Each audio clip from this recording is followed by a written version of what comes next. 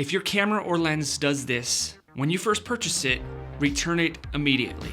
Here are 3 red flags that I have learned over the years while I purchase my cameras and some of the things that I look out for just to make sure that I don't end up with a consistent issue, which I have had happen to me in the past, including this A7S III. It's been a great camera, but it does have an issue on this particular body that I wish I would have known about, because then I probably would have returned it and got another one, or maybe I just would have gone with a different camera. But either way, these are things that I want you guys to think about when you go out and you are shopping for a camera. And that's what we're covering today on the Film Alliance.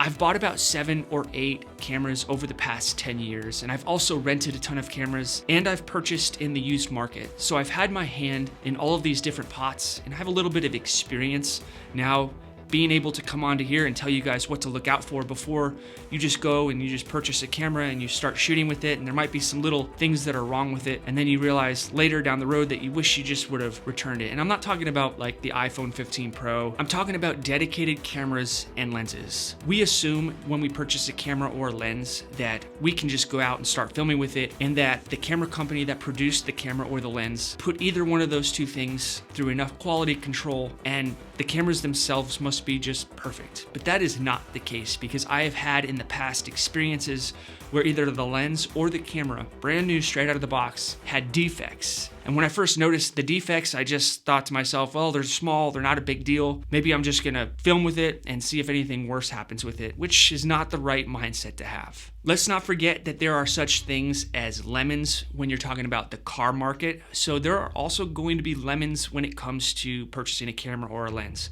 Just things that we have to look out for when we first start shooting with it. This way we don't end up with long-term problems or consistent issues as we are filming with our cameras, like I have had to deal with my A7S III. You heard me right, the A7S III, the one that I use for pretty much all of my A-cam headshots for not only YouTube videos like this one, but for client shoots. I've had a pretty big issue with it that thankfully has not caused me any great stress as of yet, but it's just a matter of time before my A7S III fails me on a really important client shoot. And that's a stressor that I carry on my shoulders every single time I walk out the door with it. But before we get into those specifics, I want to talk about warranty. Whether you're buying used or new, make sure you research the warranty of the camera or the lens that you are purchasing. Not only from the camera store that you're purchasing it from, like B&H Photo or Adorama, but also the actual camera brand's warranty. Don't only research the amount of time you have, but also research what that warranty covers. Is it just the sensor itself? Is it any type of software inside of the camera? Is it the camera body? All of these things are important because down the road, you might find yourself in a situation where you're about a month out from when the warranty just closed out and you didn't change it in time. So just know what you're going into when you buy any camera and look at the warranty. So look at the timeline for the amount of days that you are covered under that warranty for the camera or the lens itself. See exactly what that warranty covers. And lastly, see if there's a restocking fee. Usually a restocking fee is 10% or 15% of whatever the camera is, even within that 30-day or 60-day range. And it doesn't seem like a lot, 10% isn't that bad, but when you consider buying a camera like the A7S III that's $3,500, that's $350 if you took 10% restocking fee. And these are things that you got to pay attention to when you first purchase your camera. So I know this stuff is not that fun to do, a lot of that legwork, that research when you're first purchasing a camera, but I highly recommend you do it. I wish I would have done it when I first purchased any of my cameras. Now, if you do end up purchasing your camera and you start to notice things that you didn't expect or things that other people are not talking about, then you know you might have a defective camera, and I would say return it immediately, because even the smallest things will produce larger problems in the long run. For example, the A7S III. For some reason or another, I have this message that pops up while I'm recording, maybe 5 minutes into my clip, that says data recovery mode. And then it gives me an option of to disregard the message or to delete the footage and start anew so that all of the film doesn't become corrupt. Some weird message like that. It happened to me when I first got the camera, and I thought, well, maybe it's just the SD card. So I contacted Sony. They told me the SD card, which happened to be a pro-grade V90 card, pretty expensive card. Thinking to myself, what could possibly be wrong with the V90 pro-grade card? I had 2 of them in both slots of the A7S III. So then I contacted ProGrade. upgrade. They said it's not likely, but they are willing to exchange the cards just to see maybe there was something defective with the cards. So we did that, and everything seemed to be good for a couple of months, and then all of a sudden it started to happen again. Now I went onto Reddit and I saw if other people were having this issue, and a very few amount of people actually told me they were having the same exact issue. So it might just be that 1 out of every 100 A7S IIIs has this problem. And if I would have just thought about it at the time, I would have returned this camera and got maybe an A7S III, a different body, maybe manufactured in a different way, or didn't have a defective part in it, whatever is causing that message to appear on the screen. Because one day when I'm filming my most important client head shoot of the year, and that happens, and we're 10 or 15 or 20 minutes in, and I have to break the news that I'm really sorry, we got to start from scratch, that's going to be a tough one. Or if I'm doing a 30-minute headshot like this for a YouTube video, and I get into that 20-25 minute mark just when you're about to be done, you're already tired from all the information that you're passing, and then you get that message, I don't know what's going to happen. That's why, as of right now, I always record a backup to the Ninja 5.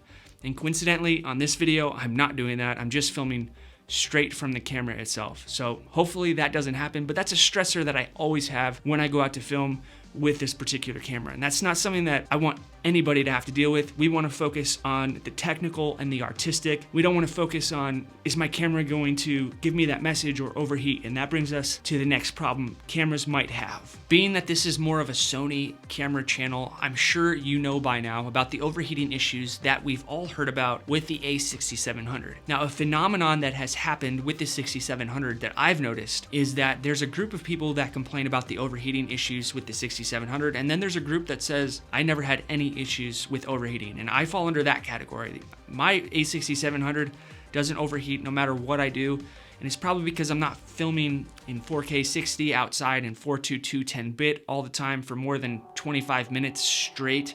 Usually I'm just filming B-roll clips, but a lot of people who have only done B-roll clips in 4K 60 and 420 10-bit have complained about overheating, which tells me that it's not a user error. It might just be some software or a component that's inside of the camera itself that's producing an overheating effect inside of the camera. So with that being said, no matter what camera you end up going with, if you go with the 6700 and it starts to overheat on you, don't just poo-poo it and say, okay, well now I can only use this camera indoors, or now I'm gonna have to film in 420 10-bit or 4K 24 only. Return that thing, buy a new one, and see if your problem is resolved. Because I have a theory that it probably is not the camera itself. It's probably the inner components, and I know there's batches of how they make these cameras, so maybe the batch that you got is the one that overheats a lot. But the point of the story, or the second red flag that I would look out for, is overheating. If your camera overheats in any amount of time, like say more than 15 minutes, and you're not doing much more, you're filming in ambient temperature, you're not like out in the Sahara Desert, return it, because that will give you a consistent issue, and I don't think there's any firmware update that will ever fix that problem. One thing the A6700 does do is it freezes up on me. Now, I don't know why this is, and when I say freeze up, I'm talking, I can't even turn it on and off. It's literally like the menu just stays frozen in the state that it was in. I have to remove the battery and put it back in, kind of like resetting the camera in order for me to be able to use it again. So I thought, well, maybe it was the SD card. I changed out SD cards in the past, and still, maybe once every 2 months, it'll just freeze up on me for no reason at all. But I'm out of warranty now, so I'm stuck with it, and I hope it doesn't continue to happen. That could be a potential problem if I'm filming a wedding or something, and I'm about to shoot a really important scene, and I miss it because my camera's frozen up. Now, maybe that would be fixed by a firmware update. I don't know. But this is something that I wish I would have known with the A6700, because then I would have returned it and got myself another A6700. So those are things that I would look out for in that first 30 days of using a camera. An important point to remember is that when you get your camera, don't just film with it like little things like maybe a headshot like this. Actually do real stress tests with it. Take it outside, film outdoors, film in low light, do some product shots, put different lenses on it, see how the image comes out, see how good your computer plays back the footage.